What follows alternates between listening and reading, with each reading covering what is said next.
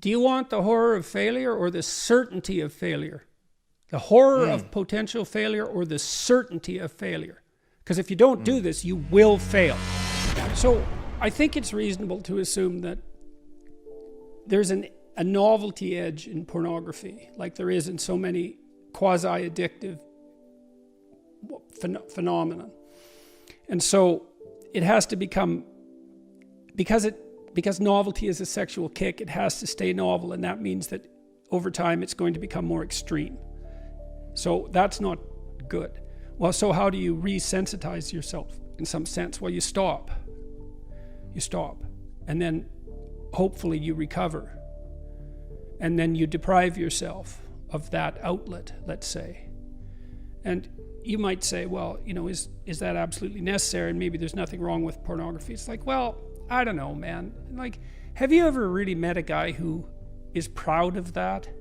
Like, you know what I mean? That makes him feel like, I'm the guy, man. You know, I'm watching pornography and getting off. It's like, what a man. I don't believe anyone feels that. And to me, maybe I'm wrong. And to me, that's an indication that, yeah, we know. No, it's pretty cheap. It's cheap. It's easy.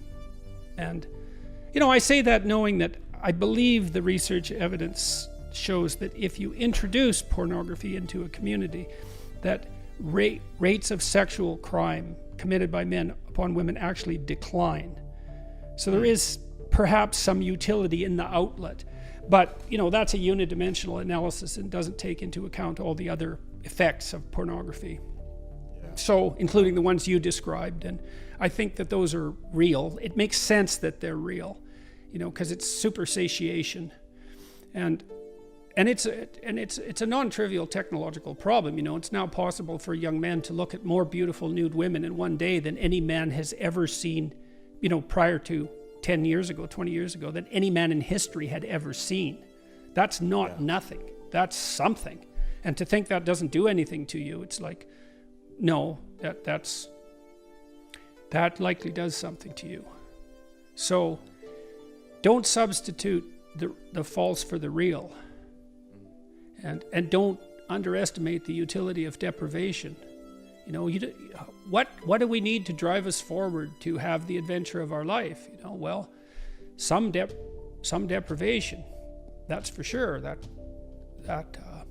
heightens desire and drive. And maybe you need that. You're afraid to approach a woman. Well, you remove part of your drive with pornography. And so now you don't have that sexual urge to overcome that anxiety. And so you stay timid for your entire life. You know, maybe not, but maybe. Do you want the horror of failure or the certainty of failure? The horror of potential failure or the certainty of failure? Because if you don't do this, you will fail. Now, it'll be put off, but it will absolutely happen. And so that fear, I understand why that stops people. It's no joke to be rejected. And it's going to happen while you practice. And it's a real fear. But you're deluding yourself by thinking that there's a no fear option. There's just a delayed fear option, right? Because if you don't get this right, well, you're going to fail for sure. And then you're going to be miserable and vindictive and bitter and anxiety ridden. And you're going to cause trouble for yourself, and you're going to take it out on women and other men. And like, that's an ugly path, man. And so I see why you're afraid, but you should be way more afraid of that.